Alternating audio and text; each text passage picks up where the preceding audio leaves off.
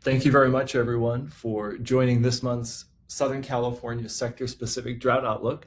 Today is February 26th of 2026, and I am Andy Hoyle, and I will be presenting today. So this effort here is part of our push for modernizing drought early warning in the United States, and we are piloting here over Southern California.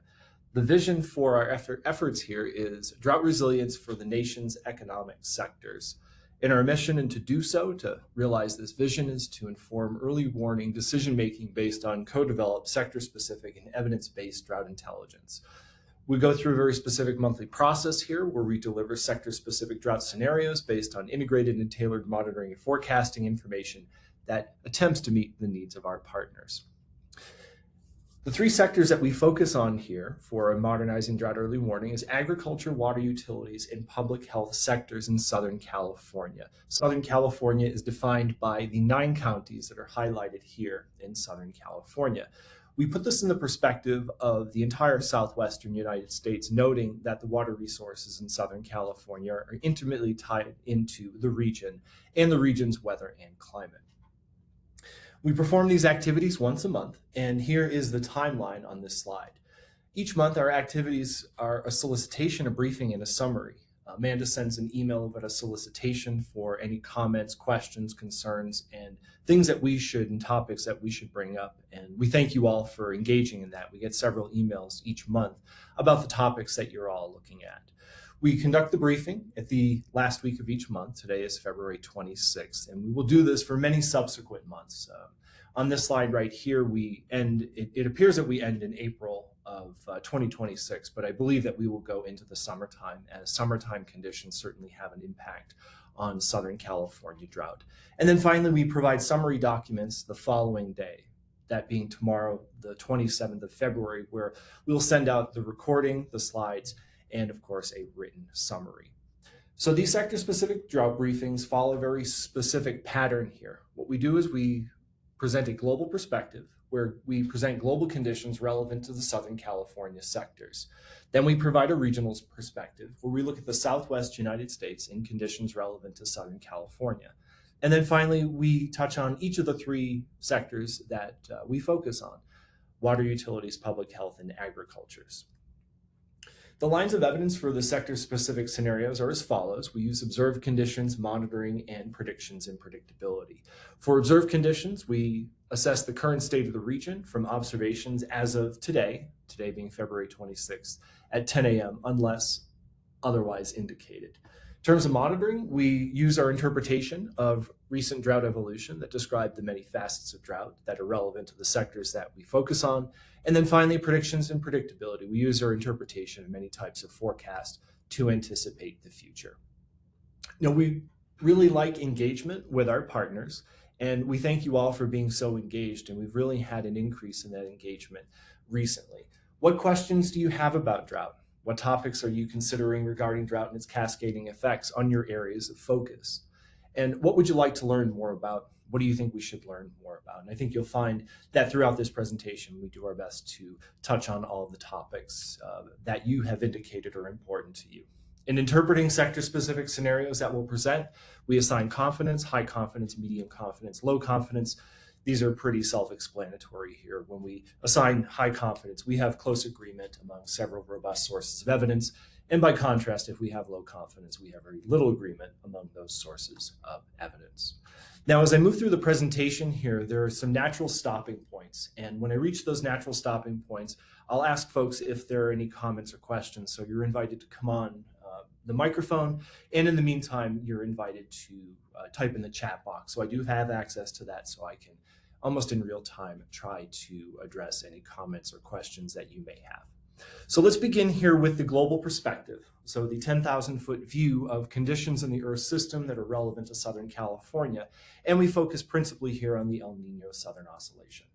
So the El Nino Southern Oscillation is composed of El Nino, La Nina, and neutral phases, and it's related to weather anomalies that are used to predict conditions in California during many months. Now, why is this? Well, the El Nino Southern Oscillation is a pretty slow behaving phenomena, and it exerts a very big effect on global conditions. And as a result of those effects, which can be predictable, we use them to predict conditions in California some several months and even a year into the future. Now, regarding the behavior of the El Nino Southern Oscillation right now, the ongoing La Nina is forecast to end in early 2026. ENSO neutral is forecast in spring 2026, followed by an increased chance of El Nino in summer 2026 and the following months. On this slide, we indicate why one would care about the El Nino Southern Oscillation. So on the left are conditions that we typically see during La Nina events, and on the right are conditions that we typically see during El Nino events. There are exceptions to these rules. There are seasonal and subseasonal nuances here, and we can detail those in the following. But this here is just to provide some sort of background for why conditions may play out in a certain way related to El Nino and La Nina. So where we are right now during a La Nina event is we typically see dry conditions in the southwestern United States associated with warmer conditions. The only exception to that is over Southern California, and that will be pretty well documented here in our presentation. As we look forward to later in this year, an El Nino has an increased chance of occurring, and that right there will help to guide some of the scenarios that we have provided insofar as that wetter conditions during wintertime wet seasons in Southern California tend to prevail during an El Nino event. The chart on this slide on the right is what we call the Relative Oceanic Nino Index. It's a principal index that we use in order to quantify the behavior of the El Nino Southern Oscillation.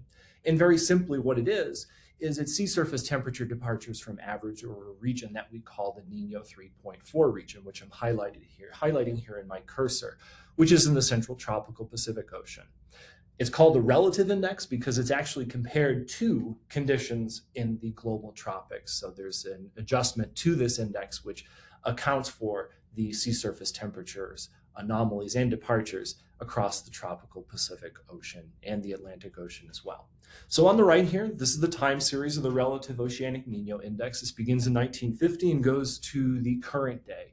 And as you can see here in the most recent decade, we have a lot of blue colors. Those blue colors indicate negative departures from average for this index, and those are indicative of La Nina events.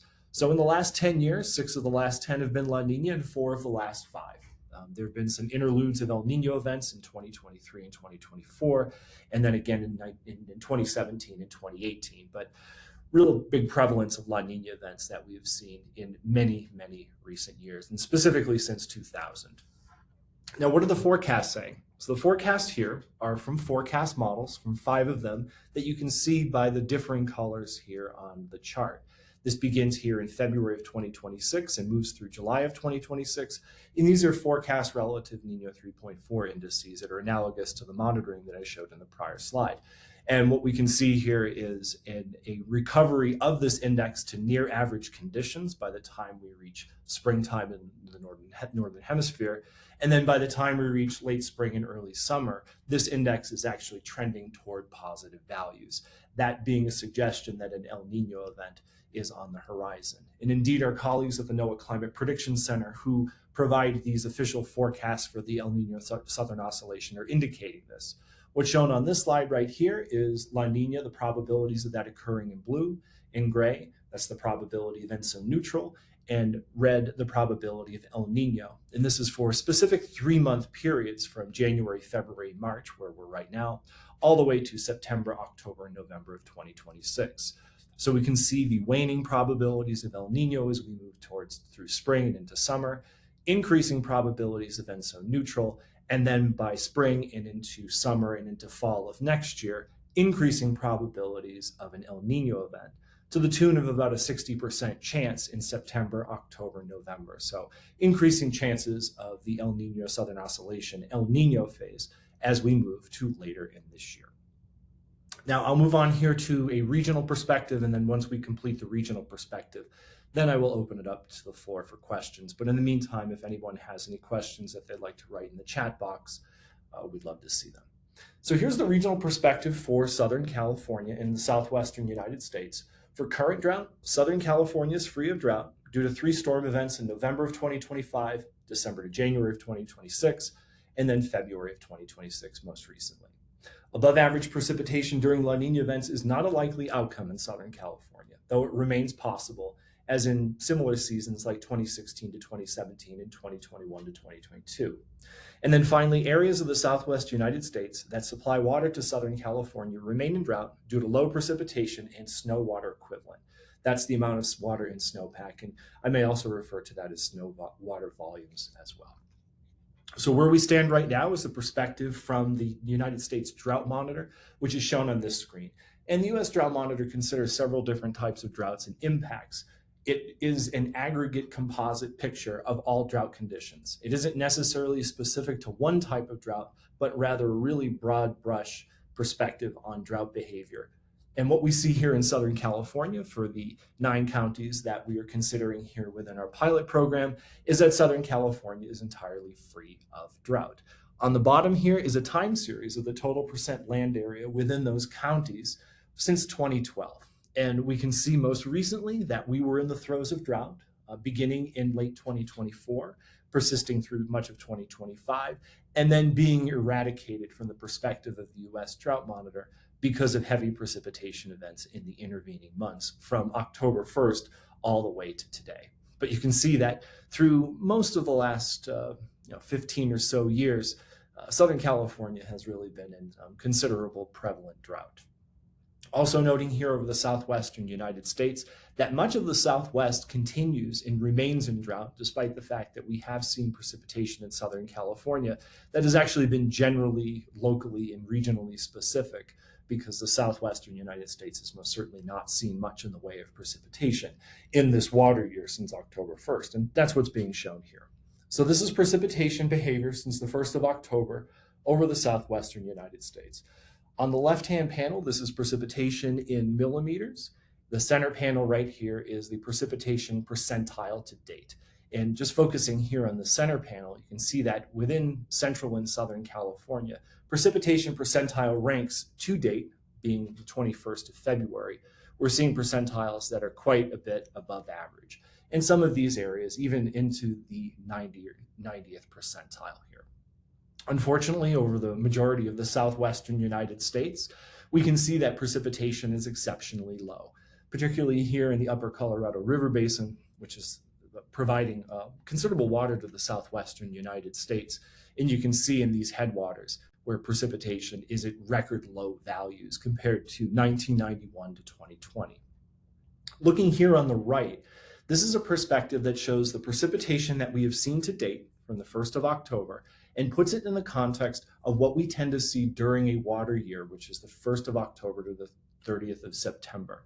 So if we were to shut all the precipitation off from here until September, how would precipitation for the water year perform? Well, precipitation in Southern California would generally be actually average and above average, just because of the precipitation that we have seen. But if you look across the entire southwestern United States, if we were to shut precipitation off today, we would carve out record low values. So there's a considerable amount of the precipitation season that is yet to come in the southwestern United States, and boy, do we need it, especially in areas like Colorado, Utah, and Nevada. Now, looking at Southern California and daily precipitation since the 1st of October, this is for the current season, 25 to 26, you can see that we've had 3 discrete precipitation events, November, December to January, and again in February. All told, this is amounted to precipitation in the 70th percentile as of the 21st of February. And this right here is compared to precipitation percentile ranks for 1991 to 2020. So we're off to a really good start.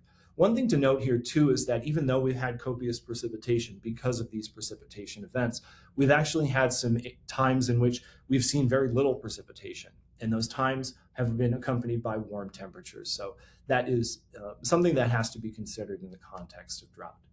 Now, if you were to compare this to last year was also a La Nina year. Last year, we saw exceptionally low precipitation, a very late start to the wet season here. And one could argue that we really didn't have a start to the wet season until about February, about this time last year. This was related to the very well-known issues that we saw in Southern California, in particular, the Los Angeles and Los Angeles area fires. Now, La Nina events tend to lead to below average precipitation in Southern California. We generally know that, but this fleshes this out a little bit more detail, where what we've done here is to show in these thin black lines all of the traces of daily precipitation from the 1st of October during La Nina events. And you can see that for the most part, these precipitation seasons tend to cluster in the below average and pretty low values. There are some outliers on the wet end, and this year is one such year, but they are an exception to the rule. They are not a likely outcome. This right here, this map of reds and oranges, this indicates the snow water volumes across the southwestern United States. This is as of February 24th, end of day. This is from the USDA's NRCS. And what it's indicating here is that there are low snow water volumes across almost the entire region. This does go hand in hand with the low precipitation that we saw across much of the southwestern United States.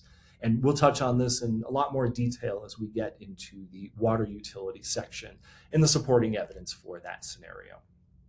Now, moving on here to forecasts that are relevant to drought, there are no significant precipitation events forecast in the next 2 weeks over Southern California. Above average temperatures and below average precipitation are forecast in March to May of 2026, which will end the current wet season in the region. And then finally, above average temperatures are forecast into summer of 2026, the dry season in Southern California. This map right here is from colleagues at CW3E, and what it indicates is the incoming atmospheric rivers. So the way to interpret this right here is to look at any given day, say 1, which is 1 day from when this forecast was made, and to look at the probability of integrated vapor transport exceeding a certain value or a certain threshold. What this indicates here is IVT, as it moves toward California. It runs into the mountains, and then what it does is it begins to rain out. So when we have more water vapor that is coming onshore, that means that we have a high likelihood of integrated vapor transport in atmospheric rivers that deliver precipitation. The fact that what we're seeing here are these deep blue colors in Southern California, so 35 degrees north to 25 degrees north. What that's indicating here is that there's a very low likelihood of any integrated vapor transport, onshore moving storms, and as a result, precipitation. So we're not anticipating any significant precipitation events in the next 2 weeks over the region. Now, starting to look a little bit more into longer lead forecasts here, what these plots here show the probabilities of water year precipitation based on precipitation to date and historical seasons. So very simply, what we do here is we take precipitation from the 1st of October to the 21st of February, that's observed, and then we begin to combine that with precipitation from February 22nd all the way to the end of the water year in September 30. And we compute the probabilities of those individual traces then being below average on the left, near average in the center, and above average there on the right. Looking here to the right over Southern California, there's a very high likelihood of precipitation being above average, especially in those areas that have seen copious precipitation to date. But in other areas of Southern California, say into San Diego and further to the southeast of that, noting there that average and above average precipitation are most likely outcomes. Unfortunately, over the greater Southwest, it appears, based on this perspective, that below average precipitation to end the water year is most likely. And so much so that in western Colorado and the upper Colorado River Basin, noting here that there's almost a 100% probability that precipitation will end up being below average in that all-important region. And this is also generally the case here across much of the greater southwestern United States too. Now, this forecast right here is produced by the NOAA Climate Prediction Center, and what it does is it assigns probabilities of below average and above average precipitation, that's on the left, and below average and above average temperatures, that's on the right. This is relevant for a period of March, April, and May of 2026. And over the southwestern United States during this period, there's a pretty high likelihood of below average precipitation, highest likelihoods being in the Four Corners state, that extending over to the north in Colorado, and to the west here, even into California. Meanwhile, temperatures are forecast to be above average during that period over that season, over that part of the world in the southwestern United States. So a warm and dry forecast from March to May of 2026 is most likely. As we move into June to August of 2026, this is the dry season principally in Southern California. We're getting into the monsoon season in the southwestern United States. And you can see here, there isn't much of a signal. The reason for that is it's not a wet season. But all indications right now is a suggestion of above average precipitation during the monsoon. And that right there will need to be revisited, because as we get closer to it, I'm sure there'll be more information on that. Over the United States, and in particular the Western United States, above average temperatures are most likely. So above average temperatures during the dry season. And that'll have to be continually monitored, because I think from past years, we know the effect of those temperatures and their effect on vegetation, the land surface, and the onset of drought even during the dry season in the summer. Okay, that finishes up our regional and global perspectives. And we're now ready to dive into the individual regions and the sector-specific scenarios. But before I go there, are there any comments or questions that I can address?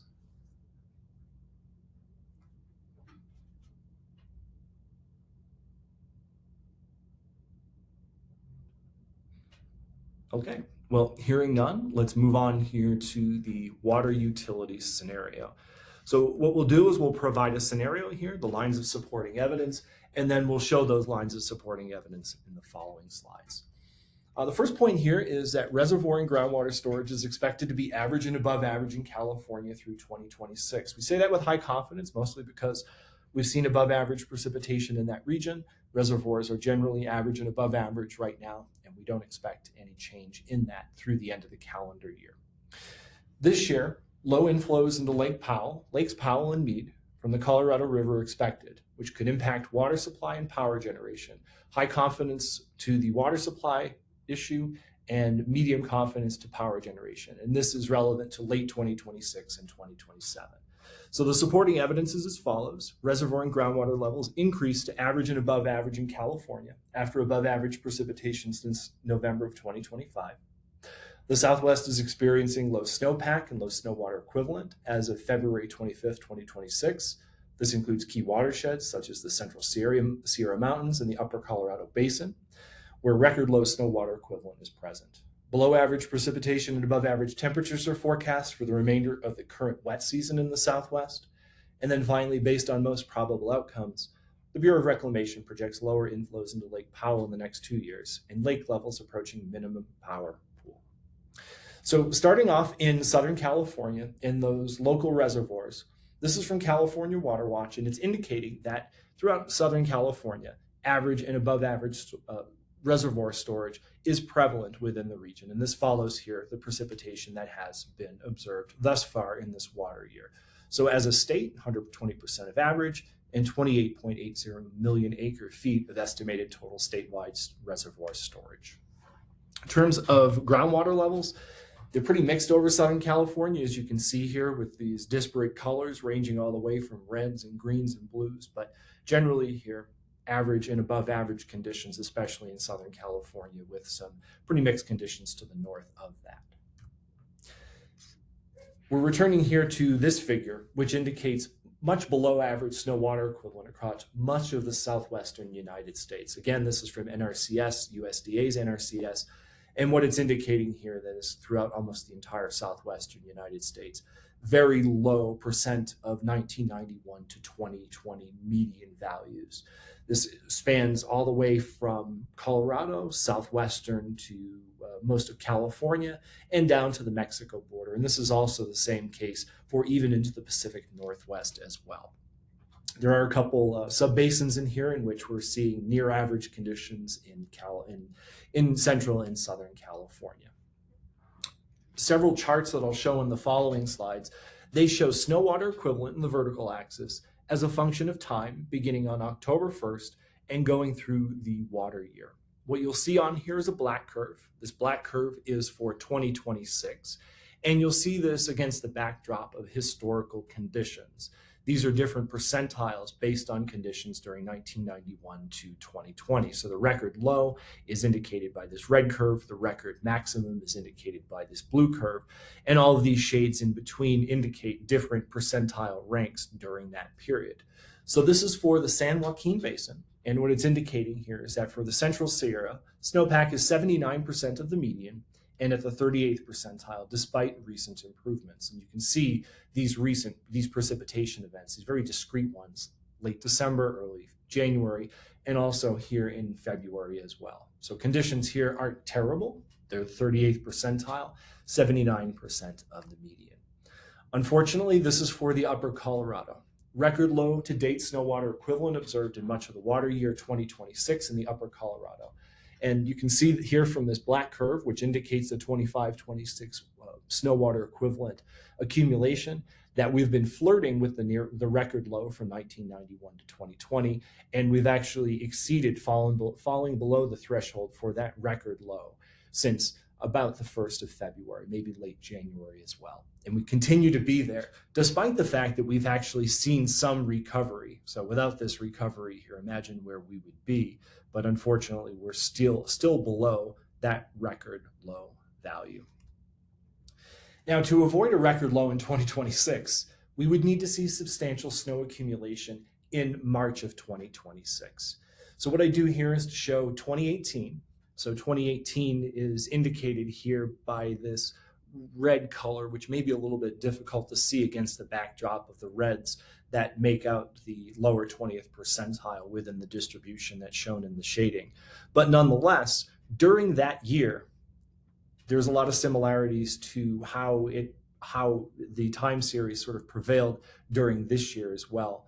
And we would need to see that recovery in the same sort of sense, really have a very strong March in western Colorado and the southwestern United States in terms of snow water equivalent in order to even recover to record low values by the time April 1st rolls around, and to even reach 2018 values, which were slightly above the record low. We would need some considerable snow accumulation to get there.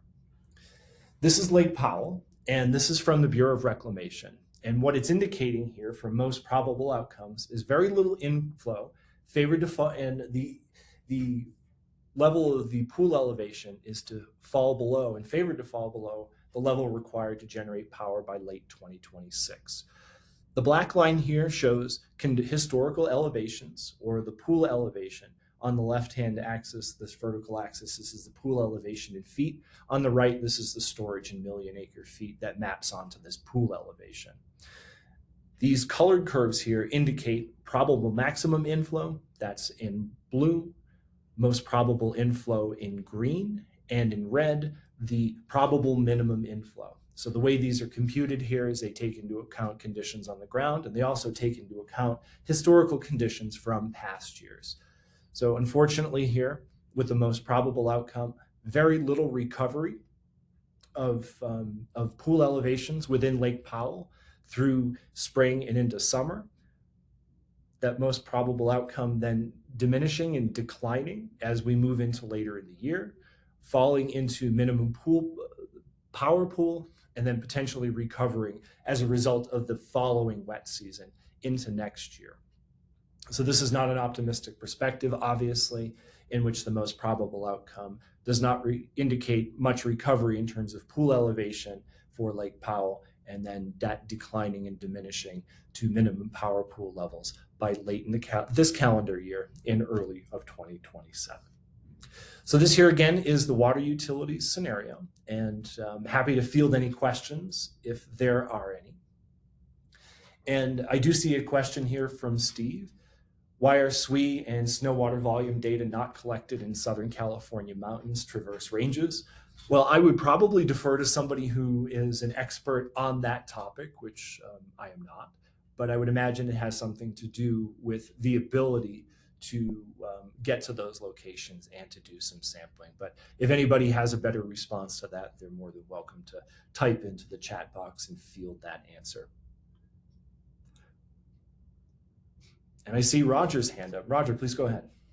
Yeah, and I actually had this question earlier, but you brought it up, so the issue up again. So if you can go back, maybe 235,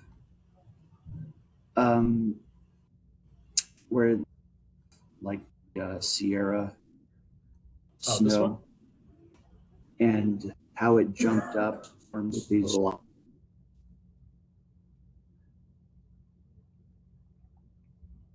Roger, you broke up a little bit. Would it be possible for you to repeat that?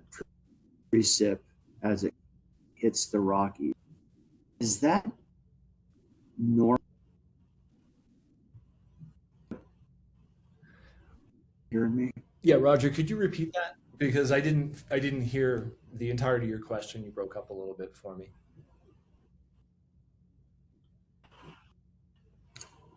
Yeah, I'm having some internet issues. Maybe Roger, if you could type in your question, we could get to it along the way. If you're having some trouble, Andy, there is one other question now in the chat again too. Yeah, so it's from John, and yeah, Roger, if you could type it in the chat box or potentially follow up with us a little bit later, be love to answer your question. So the question from John is: any indication on this recent warm weather trend and how snow level may further affect predictions? Visual indications are not good from my window in Reno. Yeah, warm in the Southwest. That's the unfortunate reality of it, and not much in the way of precipitation, below average precipitation forecast. So that right there just would eat away at any kind of snowpack that may be available at those mid and lower elevations. So it doesn't appear that any warm weather trend is necessarily going to break and give us any kind of relief in terms of being able to hold on to our snowpack any more than we already have.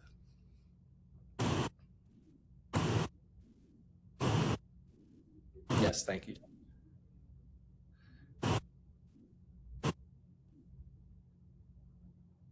Is it normal for the storms to dump all their precip in the Sierras and not have precip to hit the Rockies, or is that a function of climate change and warmer storms? Um, well, it's a lot of things.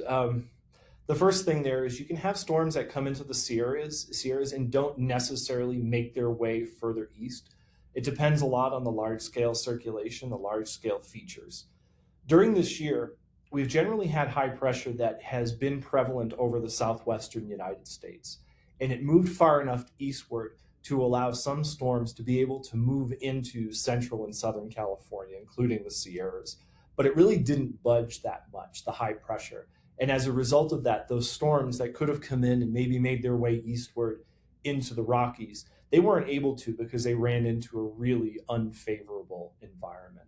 I wouldn't assign the attribution of that to climate change necessarily. That probably has more to do with the La Nina controls on the general weather and climate in the Southwest. And warmer storms too, indeed, yeah, that does have an effect. We've certainly seen that over some areas of the western United States. And that tends to happen in the Pacific Northwest, where you get atmospheric rivers and you get a southwesterly component to the winds. And as a result, their storms can turn out to be quite warm. And as a result of that, not seeing as much in the way of snow and in the buildup of snow water equivalent. And if you have a follow-up to that, please feel free to type in the chat box or just to jump on later and we can chat about it.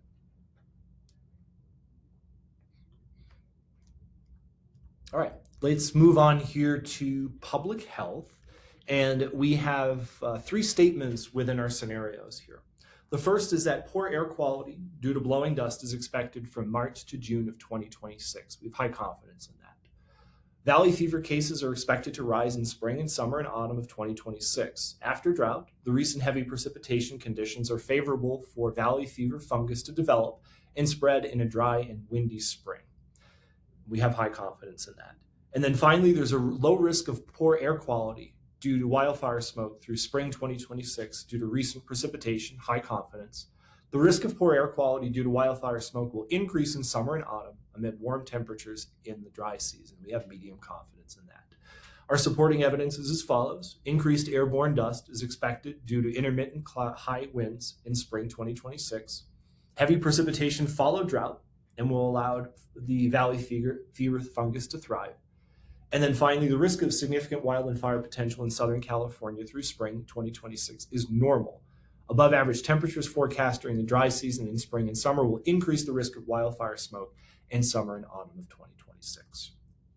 So where we stand now in terms of the air quality index, conditions are very good over the Southwest. You can see that there's some areas in Southern California where there's some moderate air quality that probably has more to do with smog and the prevailing features, low-level inversions in an area where there's quite a bit of pollution.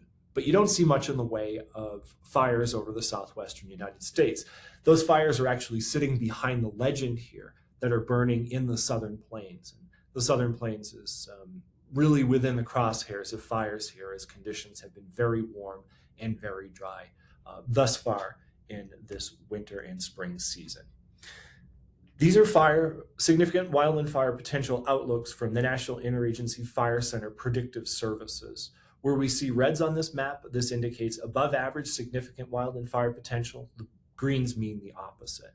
And for the forecast in March of 2026, not noting any increase in the significant wildland fire potential as a result of the wet season really being underway. And across the general Southwest, not seeing much in the way during March of 2026 either. Wildland fires tend to be a little bit out of season this time of year. That's really reserved for the central and southern plains, as well as the southeastern United States. On the right, this is the forecast for May of 2026, and not much in the way of significant wildland fire potential, being above what we would expect this time of year across much of the United States. This is a result of just how wildland fires behave in the southern plains. They tend to go away this time of year, also with some emerging potential precipitation, even if it is below average. And also over Southern California, not seeing above average significant wildland fire potential. An unfortunate reality here is that when we see heavy precipitation following drought in Southern California, that allows valley fever fungus to thrive. And that valley fever fungus, it goes dormant during drought periods. It then thrives when we see above average precipitation in a season like we are here. Those soils will then dry and they will blow in the wind. And as a result, that will spread valley fever, and it will affect people. So this is a pretty high confident scenario based on some robust evidence here. And I think folks need to be prepared for that. In addition to valley fever, this right here, this forecast of below average precipitation and above average temperatures would otherwise increase the drying of the land surface, increase the drying of soils. And as a result of that, when we see winds this time of year, they will blow around and spread valley fever fungus. This slide right here highlights Southern California's winds during March to June, and specifically that we see the highest winds in the annual cycle during March to June. So the time series here shows wind speed percentile ranks beginning in October, ending in September. Wind speed is shown on the vertical axis. And during the spring and into early summer, what we note here is the general increase in the values of these really windy days. And as a result of that right there will spread around airborne particulates and affect individuals. So this right here is the public health scenario. And if there are any comments or questions, I'd love to take them.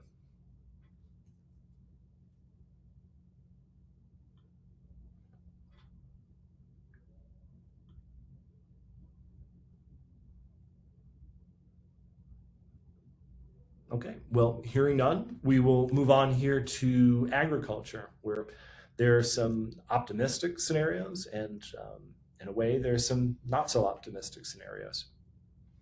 So the first part of the scenario here is high agricultural productivity is expected in late 2025 and early 2026, high confidence in that. An increased risk of crop stress exists in spring and summer of 2026. Also highly confident in that based on the forecast conditions. With low water levels in regional reservoirs in 2025 and 2026, less water may be available for irrigated agriculture in 2026 and 2027, which would reduce agricultural productivity. And we have medium confidence in that. So here's the supporting evidence. There was above average precipitation and below average evaporative demand between November of 2025 and February 2026, which allowed for vegetation growth and greening based on the normalized difference vegetation index, that's NDVI. Below average precipitation and above average temperatures are forecast between March to May of 2026 in the Southwest US, because temperatures contribute to evaporative demand, and above average temperature forecasts suggest an above average evaporative demand forecast, specifically in spring and into summer. And then finally, based on most probable outcomes, the Bureau of Reclamation projects lower inflows into Lake Powell in the next 2 years. Lake levels may approach minimum power pool. This right here is a time series of the average annual growth rate. That's the vertical axis, is a function of time on the horizontal axis. And this, for annual rangeland production, indicates that March, April, and May are the most important times where we see the greatest amount of production, with some secondary minimums or maximums here in October through February. And in the dry season, we don't see any annual rangeland production. This right here is from USDA's GADAS service. And it's a very nice service where you can look and visualize at many conditions that are relevant to agriculture here. So what we're showing here are rain-fed in brown, irrigated in yellow, and mixed croplands, and that's shown there in orange. And you can see throughout Southern California, there's a lot of cropland within that part of the region, much of it being rain-fed, and a secondary category being that therefore irrigated as well. So across all of Southern California and even Southern Arizona as well, this right here is very prevalent across the state. Now, if we were to look at those croplands here, so what we've done here is to mask out areas that are not croplands and look at an index called the Normalized Difference Vegetation Index. What it does is it takes satellite information and it looks at specific areas of the ground and it measures how green those areas are. And then what it does is it takes away how green those values are from the average value. So you get a departure from average. So what is shown here in terms of green is it means that the land surface is greener than it typically is this time of year. Anytime that we see oranges and reds, it means that the land surface is not as green as it typically is this time of year. So generally over Southern California, we're seeing a lot of these green values, and what it indicates there is that crops are greener than normal, indicating healthy crops. One area that I do want to focus on here is this area along the Mexican border. And what this here is, if you were to look at this without knowing about the region, what it would indicate is that, oh, there's some areas in here that are not greener than normal. What's happening in here is that folks are farming and they're cultivating crops at different times. And as a result of that, you can tend to get a value back that would look browner than normal. So this right here, I don't want to confuse this necessarily with conditions being not very good, because that's not what it means. There's a lot of human intervention in here in terms of cultivating that could make the land surface look browner than it actually is.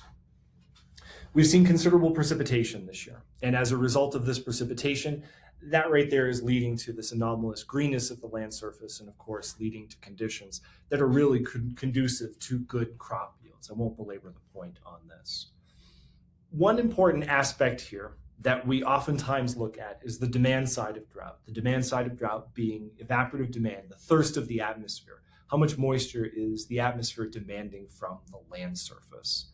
And what we're noting here across much of the Southwest United States is that there's greater demand of moisture by the atmosphere from the land surface. So this is relevant for a period, a 1-month period ending on February 20th.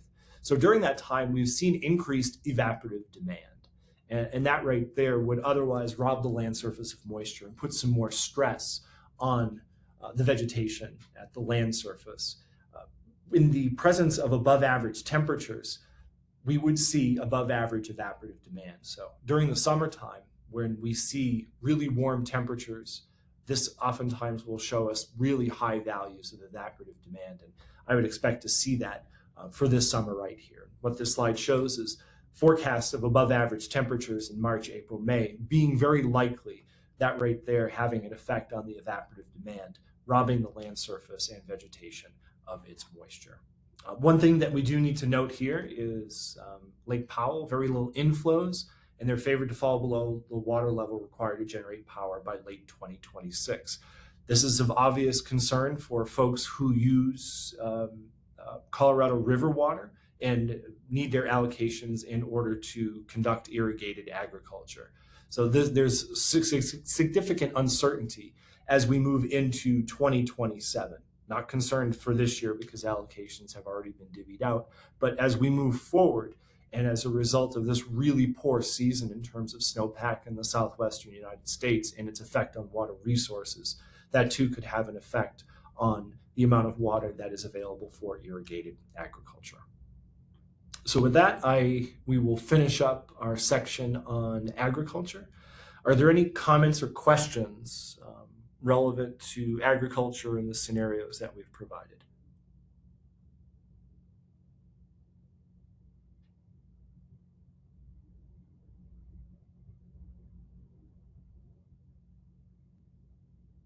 Well, hearing none, I think this concludes our presentation here. So, Amanda, if you want to come back and make some final remarks.